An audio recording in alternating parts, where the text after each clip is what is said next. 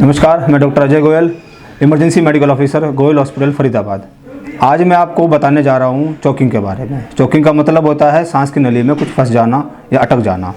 तो आज मैं आपको बताऊँगा किन किन कारणों से चोकिंग हो सकती है, क्या क्या लक्षण होते हैं और कैसे इस कंडीशन को मैनेज करना है। तो सबसे पहले बात करते हैं कारणों की। तो कारणों में मुख्यतः कारण है कि हमें खाना खाते जल्दी खाना खाना या खाना खाते हुए हंसना, बोलना या खांसी का आ जाना। नॉनवेज खाने वाले लोगों में नॉनवेज खाते समय छोटी कोई हड्डियों का गले में फंस जाना। कुछ पेट की बीमारी जैसे GERD डिसीज़ में क्या होता है कि खाना ऊपर की साइड वापसी आता है और जो गले में फंस सकता है। सांस के रोगियों में खाना खाते समय गले में खाना फंस सकता है, जिसके कारण चोकिंग हो सकती है। अब हम बात करते हैं सिम्टम्स की। तो सबसे मेन सिम्टम है यूनिवर्सल चोकिंग साइन है क्लंचिंग ऑफ थ्रोट। पेशेंट दोनों हाथों से अपना गला पकड़ लेता है, बोलने की कोशिश करता है, उसकी आवाज़ बाहर नहीं आती है, उसका दम घुटने लगता है और नेक पेन और थ्रोट पेन होता है। तो अब मैं आपको बताऊंगा कि इसको कैसे मैनेज करना है। अब बात करते हैं मैनेज की कि कैसे मैनेज करना है मरीज़ को। तो ऐसे में हम 3 तरीके से करते हैं। सबसे पहले एडल्ट्स, देन 1 साल से बड़े बच्चों में और 1 साल से छोटे बच्चों में किस तरह से मैनेज करना है हमें ऐसे। तो पहले बात करते हैं एडल्ट्स में। आपके साथ वाले के किसी के गले में कुछ अटक गया है तो उसके लिए हमें सबसे पहले उसको यहाँ पर बैक पर 5 इस तरह से मारना है। हंसो हंसो हंसो हंसो हंसो। यदि इस तरह से मारने पर नहीं निकलता है तो हमें अपने हाथ को इस तरह से बनाना है, एक मुट्ठी को इस तरह से रखना है। हमें नाभि से और स्टर्नम के बीच में यहाँ पर हाथ को रखना है इस तरह से और प्रेस करना है ऊपर की साइड।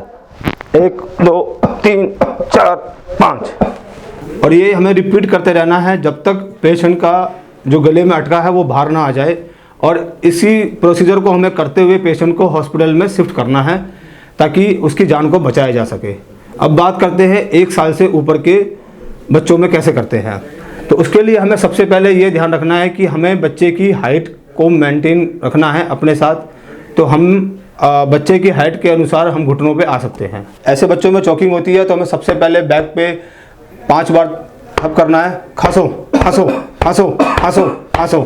यदि इससे नहीं निकलता तो हमें इसी तरह से अपने हाथ को बनाना है, इस मुट्ठी को नाभि और स्टर्नम के बीच में रखना है और 5 बार ऊपर की साइड प्रेस करना है।